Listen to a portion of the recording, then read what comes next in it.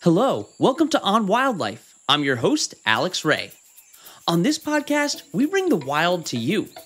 We take you on a journey into the life of a different animal every week, and I guarantee you're going to come out of here knowing more about your favorite animal than you did before. Today, we're going to be talking about an animal that's known for its enormous appetite. And even though this mammal is closely tied to humans, there's so many things that are misconstrued about them. We're in luck today because I got to talk with our special guest, Chris Evers, who is the founder and director of Animal Embassy. He has worked to rehabilitate tons of animals of all shapes and sizes and educate people about the mistreatment of animals in captivity, as well as environmental issues. The animal that we're talking about today is one of the animals that helps him convey those important messages. So let's take a trip to the farm to talk about pigs.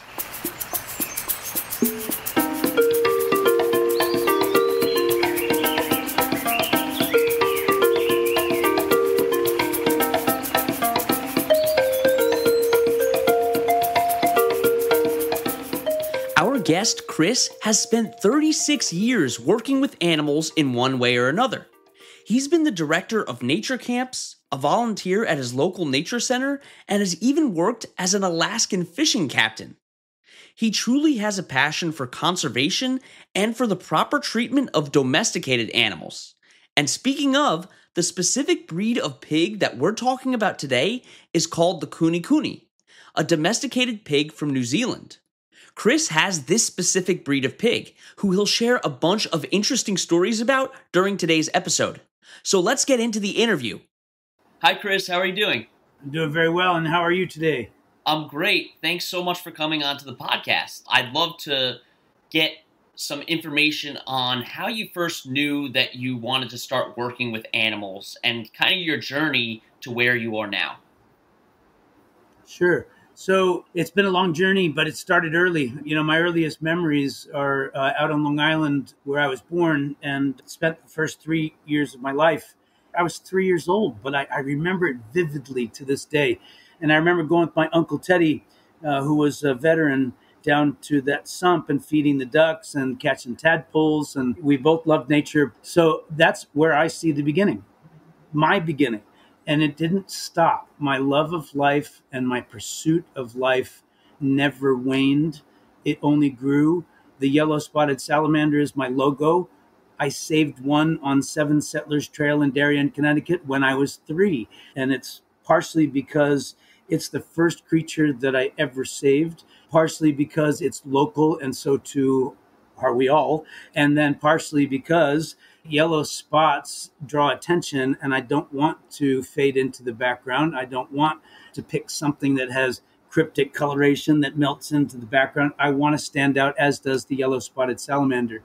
And then lastly, it's great because the yellow spotted salamander is an amphibian, and amphibians go through a metamorphosis. And that is what I want to help people to do with regards to their attitude towards wildlife and their approach towards community. I want to help kids to really want to make a change and do something about it, take action. So the yellow spotted salamander represents change. My programs are laced with messages that help kids to not only understand the beauty of life and the importance of it, but also how we can mimic what is going on in nature every day. Animals are giving back to the environment. Animals are giving back to their community, and they have no idea that they are. And all of my other ambassadors are helping me get kids to appreciate life and then want to do something to preserve it. That's really awesome. And I love that message that you're sending, especially to kids, to really get them loving nature from a young age, because I think that's just so important for people to care about conservation later on in life too. And you already talked a little bit about the organization that you founded, Animal Embassy. Can you tell us a little bit more about it? Sure. So Animal Embassy really started back when I was in high school, really. And I say that because I started rescuing and adopting exotic animals in high school. The problem that Animal Embassy addressed in the beginning was that too many people were getting exotic animals without understanding how to properly care for them. And it doesn't just happen with exotic animals. People impulse buy when they buy pets. We don't typically impulse buy when we buy a car, when we buy a bicycle, when we buy a computer. We research it. We find out as much as we can about it. But when people get pets, they often buy on impulse. I ask kids all the time, okay, kids, raise your hand if you have a pet. And I see 10 hands go up. All right, what do you have? I have a dog. Okay, cool. What kind of dog? They're able to tell me about their dog, what kind of breed it is. But then we get to frog. Oh, you have a frog. Interesting. Okay, what kind of frog do you have? I don't know. Okay, next. Okay, you have a lizard. What kind of lizard do you have? A bearded dragon. Oh, okay, good. You do know what kind it is. Where does it come from? I don't know. So this is typical. I ask these questions regularly, and I regularly am disappointed at the lack of knowledge that children have of the exotic animals that they've brought into their home. This is not a new problem. Most people don't know the animal well enough to know if it's appropriate. How much is it going to cost? How much space is it going to occupy? What is the full breadth and depth of its diet? What temperature does it need at night? What temperature does it need during the day? But oftentimes that's when the animal gets dumped on the nature center. That's when the animal gets dumped on Animal Embassy or some other rescuer, because they don't want to pay the money that it's now going to take to fix what they did to that poor animal. So that's why I created Animal Embassy, because of this business that exists around the sale of animals. If you're going to bring a life into your life, you should know what you're doing before you bring it into your life. And I would like to see people, and I promote this on my program, to stop using the word pet, because I think that the pet trade has unfortunately turned living creatures into objects that are bought and sold with little regard to the animal, the individual, and the place where that individual should be, and the community that that individual would be a part of, and that individual would be playing a functional role in that community. And this is the way I use these animals now as ambassadors. So I'll throw it back to you. Yeah, definitely. And in general, let's just talk about pigs. Can you just tell me a little bit more about your experience with pigs and kind of their personalities? Yep. I was working at Soundwaters, graduated college many years later, and I was working at Soundwaters Environmental Organization in Stamford, Connecticut, running the watershed ecology program. And I wanted to bring my watershed ecology kids up to the farm because I wanted them to experience the farm, really experience the farm. And then how are we contributing to this system, positive and negative? So I took them to the sewage treatment plant, I took them to the power plant, I took them to the farm. So this is about how are we using it and how is that then affecting it? And one of the things I loved about the farm was they have a created wetland at the base of it, so that the runoff, which has a lot of nutrients, which are going to get into that stream, which get into that pond, which leave that pond and go into that stream and go down Long Island Sound, and then cause plankton blooms in Long Island Sound, which leads to hypoxia, which you may know all of this, but these kids didn't. But they did after I was done with them, because I got them in it. I got them physically in it. They were scooping poop from the farm. They were feeding the pigs on the farm, and they had big pigs. And I wanted them to understand, where's that pig waste going? Because that is a byproduct of the pork industry. And there's only 3 pigs here. Imagine what it's like with those commercial farms. The sheer numbers of animals that we're raising in these situations. How are they dealing with that waste? I doubt they're creating wetlands. And if they did, they're massive. It's like the Amazon, you know? So anyway, that was my first experience with pigs. Pigs get very depressed about missing their human or their pig companion. They're so emotional. They're sensitive. I try to give names to my animals that mean something, like Kune Kune, for example. Kune Kune is the breed. Kune, Kune is the breed. And it is the breed of the Maori people of New Zealand. And if you're not familiar, are you familiar with the Maori people by chance? Because a lot of people are not. Not really. So the Maori people are Polynesian people that made it to New Zealand.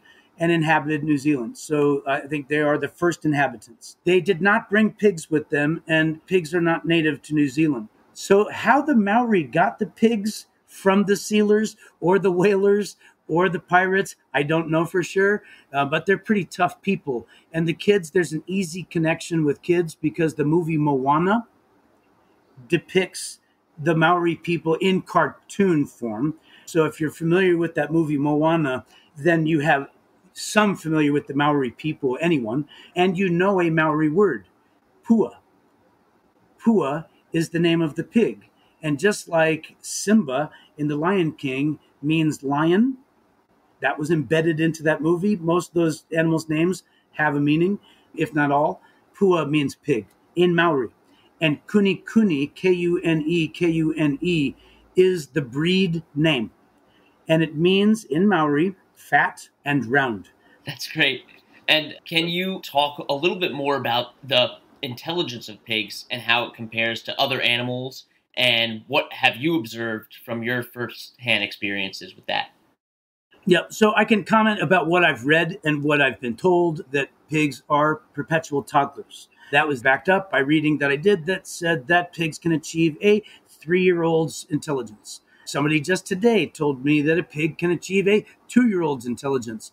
I don't know how any of these people are assessing this to the point that they can say that pigs are more intelligent than dogs, but I assume that in labs they have tests that may or may not be effective. I've not reviewed them. I've not seen peer reviews, but what I've been told is pigs have the intelligence of a 2-year-old or a 3-year-old. That doesn't sit well with me because I don't often like that kind of comparison. I want to take the individual as an individual, right? And even within humans, obviously, you have some that are considered not very intelligent and others that are considered extremely intelligent, right? I'm not looking at each one of them and trying to make a determination about where do you lie in that spectrum, right? I'm going to accept them for who they are and work with them the way I feel I need to. I'm going to adapt to the situation and to the individual that I'm working with or talking with or interacting with. I'm certainly not going to talk down to anybody or be condescending to anyone, but this is the way I work with humans. This is the way I work with animals. It's a relationship based on respect and appreciation. So I need to learn where is this animal at, and that matters based on how were they treated, how were they fed, how has their brain developed? A farm pig and a pet pig have been exposed to a very different life, and their brains are not going to be developed in the same way. So if I rescue a pig that spent its life on the farm and has been exposed to nothing, and I put them against my pig who goes to Maine on vacation and eats lobster rolls and has strawberry shortcake and loves long walks on the beach, and goes to Manhattan and can stroll down the streets of Manhattan and be perfectly comfortable wagging his little tail, there's no comparison, right? You watch the ducks on the farm. They all go in the same direction. They all move with the crew. They're all going towards what? Food and water, food and water, food and water. That's all they know. So how much does their brain develop? If a child isn't exposed to life, then the child will not be well developed mentally. So it matters what is the animal exposed to. There are plenty of people that would say that a pig is more intelligent than a dog. I have a dog and I have a pig. They're both intelligent and they think differently from each other. One is food driven. The other is driven by loyalty. Can you guess which one is which? I feel like I'm going to get it wrong, but I feel like the pig would be driven by food. Correct. And the German Shepherd is loyal almost to a fault, but he would disagree. He thinks he's perfect. He's a German Shepherd. But Maku is loyal to Rebecca, my wife. He loves me. I have no doubt about it, but he is loyal to her. God, if she's not around, he is wondering, when is she coming back? He rarely is he won't relax until she comes home. That's loyalty. My pig is going to eat, and then he's going to sleep, and then he's going to take a drink of water, and then he's going to lay down in the pool. Maku, the shepherd, would forego. I had to make sure that he came in this house today because it was so hot outside. But what is he doing? Waiting for his mommy outside. That's the dog. What's the pig doing? He's in his bed, in the air conditioning, perfectly comfy, cozy. So I know that Cooney is attached to me. There's no doubt about it. As I said before, they are emotional and they are sensitive, but they are not loyalty driven like a dog is. I have a quote by Churchill, which I think would be appropriate to read at this time. Winston Churchill once said, "I am fond of pigs. Dogs look up to us, cats look down on us, pigs treat us as equals." That's Winston Churchill. That's a really interesting quote. I think so too. We've got plenty more to hear from Chris, but first, let's take a quick break.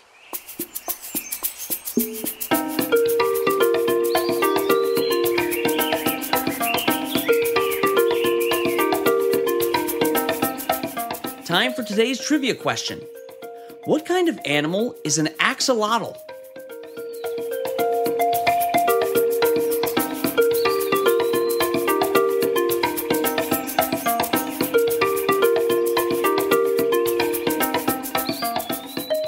The answer is a salamander. If you said amphibian, you would also be correct. Salamanders and frogs are some examples of amphibians.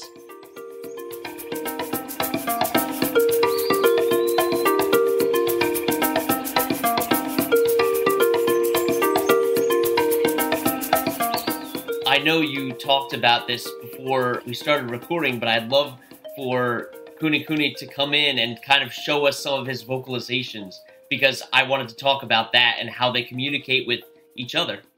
Please. Yeah. And then, how they communicate with us, because he as Churchill said, he treats me like a pig. So he talks to me like a pig. So I have to then try to suss what is he saying.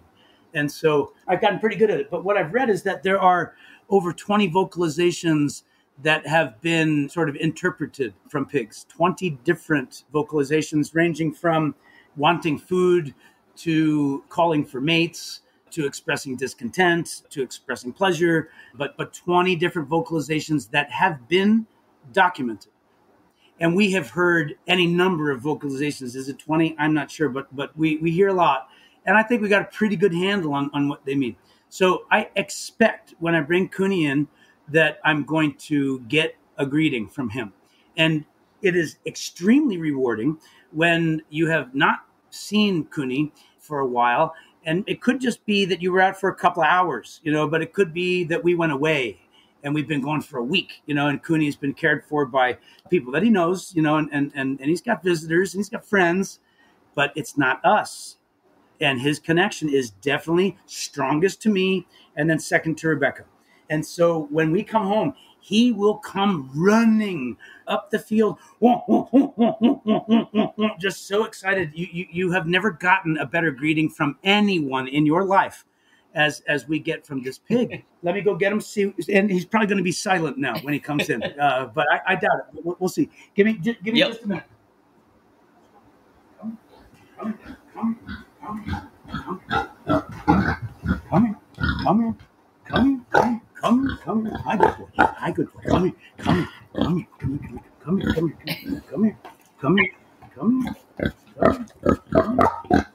boy. Sit. Good boy. So I'm just giving him some peach. When he sit. I also know that the listeners are not going to be seeing this. You'll just be hearing it. So what you're hearing is Cooney. Cooney is a Cooney pig, and he was just vocalizing, which we're just talking about, the different vocalizations of pigs. And I rescue animals. That's what I do. And I rescued this pig from a pork production farm in Pennsylvania, and then learned about pigs, largely through this one. So we have gotten to know Cooney's repertoire of noises, and it goes well beyond oink. I've never heard him say anything that actually resembles oink. Nice catch. But similarly, we teach kids that frogs say ribbit. We got 7 species of frog in this area, and not a single one of them have ever uttered the words ribbit. So this guy's got high-pitched sounds that he makes, which often are distress or anxiety, but he also makes some high-pitched kind of squeaks when he's face to face with us and kind of in the morning when he's just waking up, and it's kind of very sweet, like you really like the sound because it's kind of comforting. He wants to snuggle, and so it's clear that noise is when he's in that snuggle mode. And when I say snuggle, pigs are snugglers. When pigs sleep, they want to be touching another pig, whether it's their foot or their butts, but oftentimes it's their noses. I don't know if you just saw, he just put his little hoof up when he sat. I didn't teach him that. I taught him to sit, and he learned that within an hour of coming home from the farm where he was living on a pork production farm. They were not socializing him there. They were not training him there. He learned to sit within, I would say, a half hour of coming home. He was, 6 months old, something like that? I mean, he was a baby. So talk about intelligence, right? He never pooped in the house, not once. And that you can read too. That's said all over the place, that pigs don't want to poop where they sleep. And then potty training, that was a little tougher. We did have to potty train him. We used diapers like you would on a old dog, a senior dog. And then as soon as we saw him doing his little pee-wee dance, I'd take him outside. I'd put him outside, and even if he had started peeing, he quickly got the idea that, oh, I got to do this outside. So that was pretty quick. So with regards to the vocalizations, I think hi, buddy, hi. Yes, I can come here, climb. Cause yeah, now climb up here. Come here. I'll give you the last bit. Climb. Good boy. So I'm giving Cooney now the peel. When I give them the peel in front of kids, they oftentimes say, "Ew, that's gross." And I say, "No, it's not gross for him." And my tortoises too. They eat the peel, whether they like the taste or not. I can't say, but they eat it. So if they're eating it for a reason. One of the things that I have absolutely learned from having Cooney is that pigs do not eat anything and everything, which is what a lot of people believe. Cooney was with me at a birthday party one time, and it was during the pandemic, and we were doing all outdoor stuff. And so it was cold outside, and they had a fire going, and they were roasting marshmallows. So I was like, cool, let's see if Cooney wants a marshmallow, right? I thought he would love it because he loves sugar. He loves fruit. That's like his favorite. So when I go out with him, I always bring fruit. Because the one stereotype that I think actually fits is the eat like a pig one. Because they do eat. And this is part of the problem with having one as a pet. And I want to be sure that I get some of this out there through this, because I don't want people to meet Cooney and decide I'm getting a pig.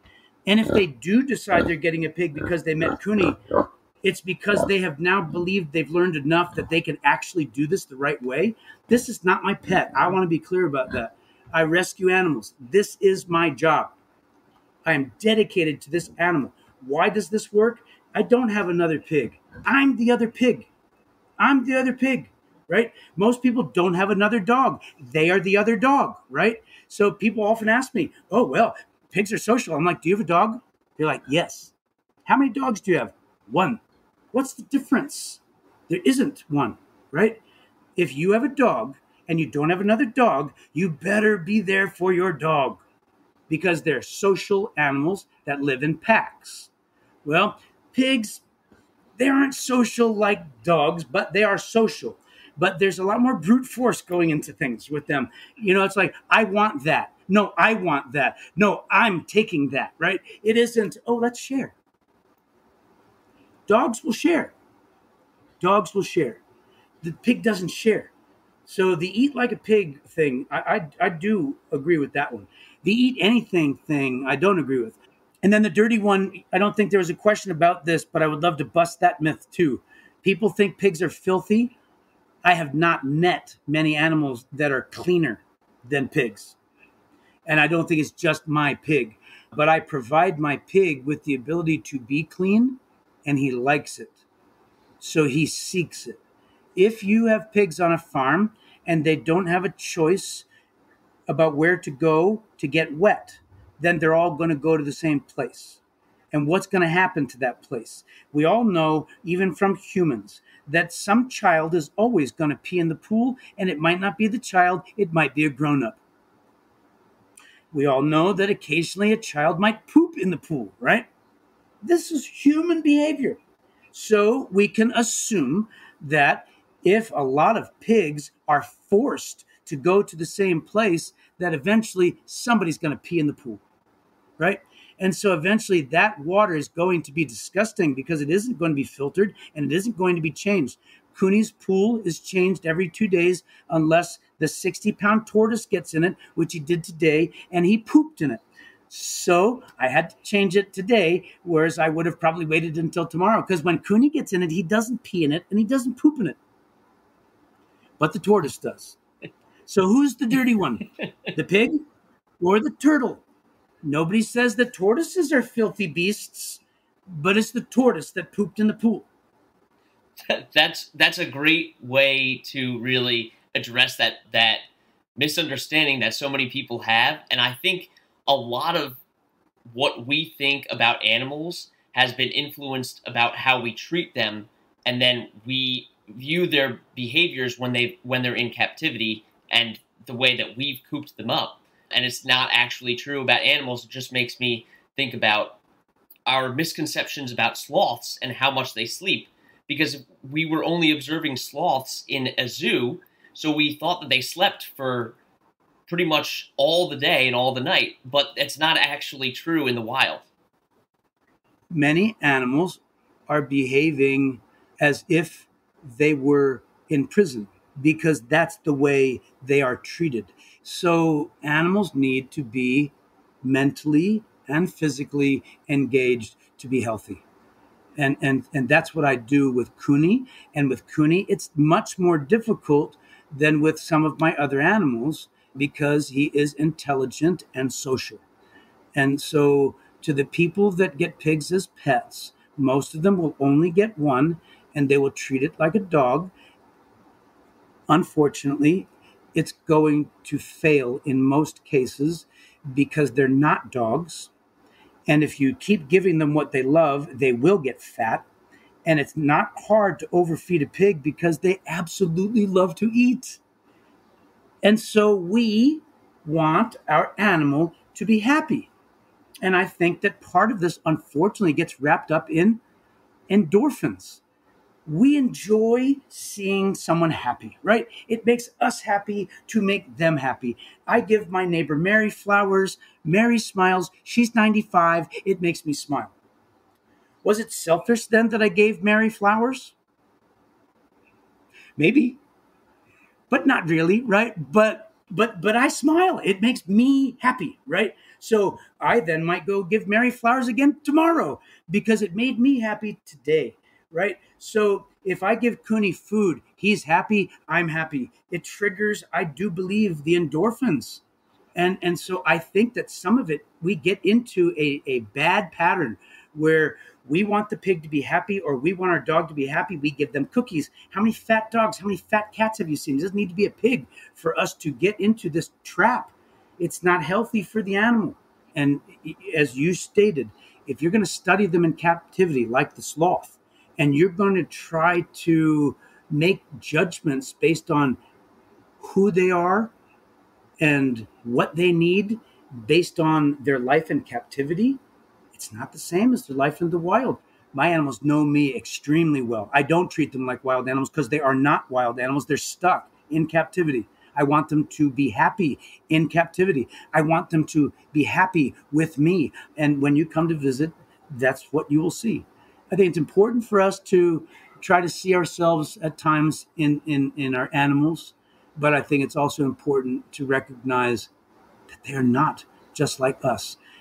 If the woman that dumped the 2 leopard tortoises at Wildlife in Crisis had known that tortoises aren't social creatures, then she probably wouldn't have bought 2 leopard tortoises, and then she probably wouldn't have dumped 2 leopard tortoises at Wildlife in Crisis. I now have her 2 leopard tortoises, and you know how badly I needed 2 leopard tortoises in my life? Not at all. And obviously, neither did she. So why did she buy 2? My guess is that they bought 2 because they thought that one should have a friend. Did those people study leopard tortoises? Did those people know about reptiles? It doesn't seem so, but they dropped a whole bunch of money on 2 very expensive tortoises. So when we've got money and we see that something is for sale, sometimes we just buy it. And that's not appropriate when it's alive. You want to buy a car on impulse? Go at it. But you're going to bring a life into your life, you should know what you're doing before you do it. And know whether it's appropriate. I like what I said before, and I've never said it like that. You should know enough to know whether it's appropriate. Absolutely. And that requires knowing how long is it going to live, and where might you be, how much is it going to cost, how much space is it going to need, and where is the nearest vet that might know how to take care of the pet that you've just brought into your life, because you've got a plan for that animal needing to go to the doctor. And you better know how much that's going to cost. Because I'm sick and tired of rescuing animals that people don't want anymore because they're sick. You need to be ready for that. And you need to make sure they don't get sick. And if they do, well, then you need to fix it. But if you don't have the money to fix it, then you don't have business owning the animal. Yeah, I think that is a really great note to kind of enter a conversation and talk about how can we support Animal Embassy, and what can the average person do to get involved in wildlife conservation, in just supporting animals, whether they're wild or in captivity? Yeah. So to support Animal Embassy, the best thing that you can do for me is, or us, is the best thing that you could do, in my opinion, for the earth. Put me to work. Put me to work. I want to teach. It's how I make money. It's also how I fix problems or play my part, right? I can't fix the problem. I can only do what I can do. But if I can impact thousands of people, millions of people, I want to interact with millions of people because I believe in my message. And I know that if I can inspire people to do something, whether it's take better care of your own pet, or don't buy a pet, or rescue a pet instead of buy a pet, or whatever. Look, I'm trying to help kids to recognize that we all need to do something. For animals, it's set. It's preordained. I love my planet. And I look at the kids and I say it to the kids. And I know that you do. You wouldn't be doing what you're doing with me if you didn't. I say to the kids that, look, if we love the place where we live, why do something to help it? Because it's yours. And sometimes they're uncomfortable with it when I say that. I'm like, I'm taking care of the planet because it's mine. Because I ask them sometimes, why do you think I'm taking care of the planet? And the answers are, number one, for the animals. Yes, I do. I do take care of the planet for the animals. But is everyone going to take care of the planet for the animals? No. No, everyone is not going to do that. Not everybody cares. It's a fact. I'm sorry, but it's true. So I'm trying to help more people to care. Good, then I can help to increase the number of people that are then going to do something. Because what do we take care of? We take care of what we love. So if we don't love snakes, we're not going to take care of snakes. If we don't love spiders, we're not going to take care of spiders. And those are two of my biggest challenges, to get people to love them. Snakes eat mice and rats, which carry ticks and fleas, which carry disease. And spiders eat mosquitoes, which kill more people on this planet than any other creature, than humans. I don't love that fact. And on that note, what I'm trying to help kids to think is in a practical manner. What can you do? I'm not talking to them about driving electric vehicles or sustainable energy. Hey, if I'm teaching a high school class, a college class, there's room for that. But with these younger kids, I want to dwell in the realm of practicality, and I want them to feel empowered to do something. Yeah, absolutely. Well, that was really informative, Chris. Thank you so much. You really did add a whole new facet to this conversation. And there's just so much more about pigs and other wildlife that I can't wait to delve into deeper and learn more about. So thank you so much for your time. I really appreciate you coming onto the podcast again. Well, I appreciate you having me on the podcast and would be willing to do another. There are many topics that I'm passionate about when it comes to animals, and have done a lot of great travel around the world to look for endangered species and learn as much as I can about the problems to hopefully help kids to start thinking about solutions. So I want to engage people in conversations that lead to action. Otherwise, why are we talking? I think we can all learn a lot from Chris and his relationship with Kuni Kuni, as well as all of the other animals he's rescued. He treats them with the utmost respect and knows the importance of learning about animals to truly understand them.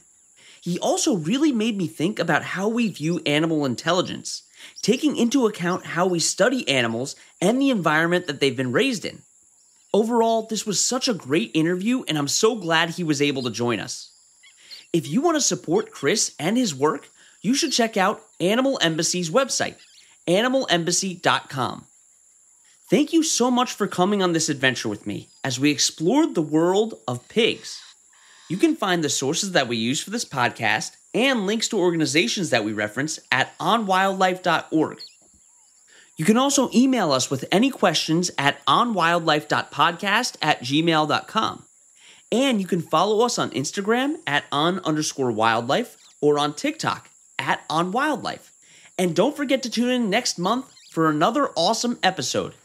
And that's On Wildlife.